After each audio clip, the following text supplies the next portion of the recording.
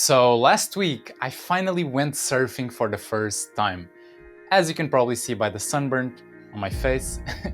But despite that, when I got there, as you were to expect, it was hard, finding my balance, getting up, all of that, and to a certain extent frustrating even to see everyone around me having fun and me just kind of splashing my face into the water. But eventually, I did manage to get up. And when I did, I finally realized why people are so drawn, despite all the gear you have to buy and how expensive it is, the trips you have to take, finding the best days, and all of these logistics around doing it. And that is because when you're finally on top of the board and you're surfing the wave, it's like time just freezes. It's like you are one with your board and with the ocean, and in that moment, nothing else matters. In essence, you are in flow state. Flow state meaning the mental state in which a person performing an activity is fully immersed in a feeling of energized focus, full involvement, and enjoyment in the process of the activity. And while this flow state may come as default when you're surfing, it seems to be the exact opposite for our normal day-to-day tasks. The ones we know we have to do, that we know we should do, but for some reason, we can't seem to focus for more than, 5 minutes at a time.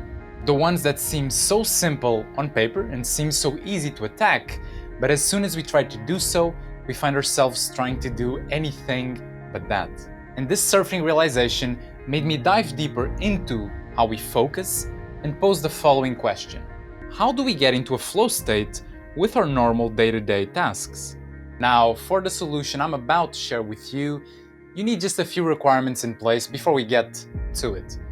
First of all, you need to know where you're going, where you're going to want to apply this focus on, what the thing you want to achieve is. And then second and final thing is, you need to know what the things you should be doing are. Otherwise, even if you're super focused, even if you're super productive, you may fall into the trap of just keeping busy because you don't know what your priorities are, and then you'll just be working for the sake of working. Now, while this video would become too long if I went into those, if you'd like to see this in another video, just drop a comment down below, let us know, send us a message, and I'll make sure to cover that in the following video. Now, if you already have those things in place, or even if you don't and you're just curious about the solution, I want to share with you a book that really helped me during this research and really coming up with a solution I'm about to present to you. That is The War of Art by Steven Pressfield.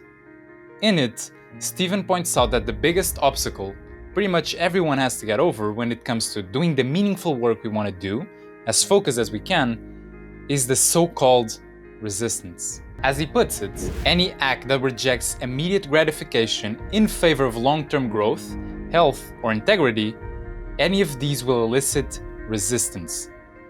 Resistance cannot be seen, touched, heard, or smelled, but it can be felt.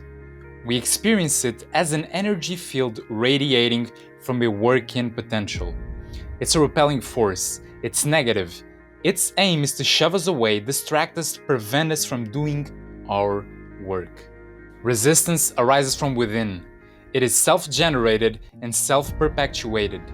Resistance is the enemy within. In essence, this is the impulse that prevents us from sitting down or standing up in some cases and getting to do our work as focused as we can.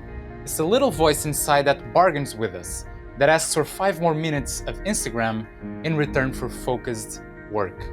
It's the force within that, if uncontrolled, will delay forever in exchange for short-term gratification. It is the force within us that, if not stopped, will certainly stop us. Now, this is something you probably experience on a daily basis. Usually, the more important the task seems, or that you perceive it as being, the more this resistance will show up.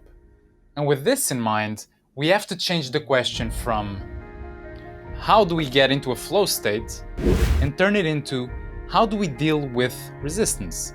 Because before we deal with resistance, it's going to be impossible to get into a flow state. Now, quoting Steven, if resistance could not be beaten, there would be no Fifth Symphony, no Romeo and Juliet, no Golden Gate Bridge. Defeating resistance is like giving birth. It seems absolutely impossible until you remember that women have been pulling it off successfully, with support and without, for thousands of years now. Knowing it is possible must be present in your mind at all times. After all, if it wasn't possible, like we've seen, none of the things we enjoy and love would be possible. But being aware of this is but the first step. To fully answer the question, I will be using a mix of Stephen's advice and some more practical advice from my professional experience, not only helping myself, but helping other people beat this resistance. First of all, you have to get your mind in the right place. As Stephen puts it, aspiring artists defeated by resistance share one trait. They all think like amateurs. They have not yet turned pro. What this means is that you have to commit. Whatever pursuit you choose doesn't really matter, as much as it matters that you are 100% invested in it. Now, this doesn't mean you need to quit your job to pursue this, not at all, but it means that you need to be as invested as in your job. Because at the end of the day, no one considers, or maybe they consider, but they don't skip job just because they don't feel like it, and the same needs to apply here. You need to take this seriously.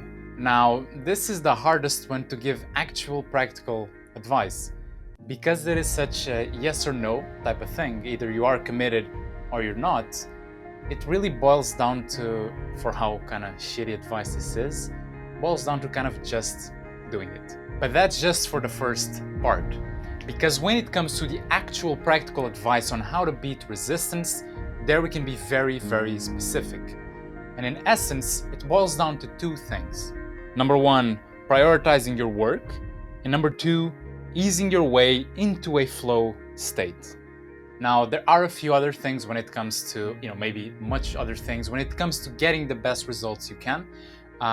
In this video, I'm not going to be covering those. We're just really going to be covering what it takes to get into that flow state, into that productive state. But if you want some more advice, you can click here or here, one of these, and it will take you to a video going a bit more into detail in the whole process. But that aside, let's get into the actual practical advice that you can start applying right away. Whether your job, an artistic pursuit, an entrepreneurial one, or a spiritual one, there are 1,000,001 things you can do at any given moment to pursue them. And to a certain extent, it is exciting to marvel in all these possibilities, imagining all the great results you can get if you were to pursue each and single one of these paths. The problem comes when you don't move forward from this stage. When you keep marveling, changing from one method to the next without ever committing. Without ever closing all doors but one for the time being. And by never doing so, you may think you're keeping all your potential alive and all these options alive, when in reality, you are killing all of them. Because without commitment, there can never be mastery of something. And without mastery of something, there can never be the worthy results you're looking for. So the first step, if you haven't done so already, is to narrow down within the pursuit you're following. For example, if you want to be a writer, this means deciding if you want to be a journalist, if you want to write fiction, non-fiction, if you want to write articles, novels, whatever it is. It means deciding on one and focusing only on that one. Now, like I said before, I'm not going to get too much in, or at all, in how to do this, but once you know it, once you know what that avenue is that you want to pursue, now it comes the time to really break down what you need to do and what you should do to maximize your effort when you're actually working on it. This means breaking down the things you could do, the things you could actually, use your time for to achieve the results you want, and then means prioritizing those. So in essence, it means taking all the things you've identified and putting them in a list in order of priority. By doing so, you're keeping your focus narrow. And this is really going to help you to not get distracted, to not go find other things to do, really to not always be searching for that next shiny object, to really allow you to get to your goal. And then on top of that, this is going to allow you to, when you do get to work, when it is time to be focused, to not be confused about what you have to do. And if you're not confused about what you have to do, you're not going to waste any time, effort, or focus, flow state on these things. You're ensuring that when you're productive and when you're focused is on what actually matters. Now, once you do that, comes the time for you to get into the actual flow of things, to get into flow state.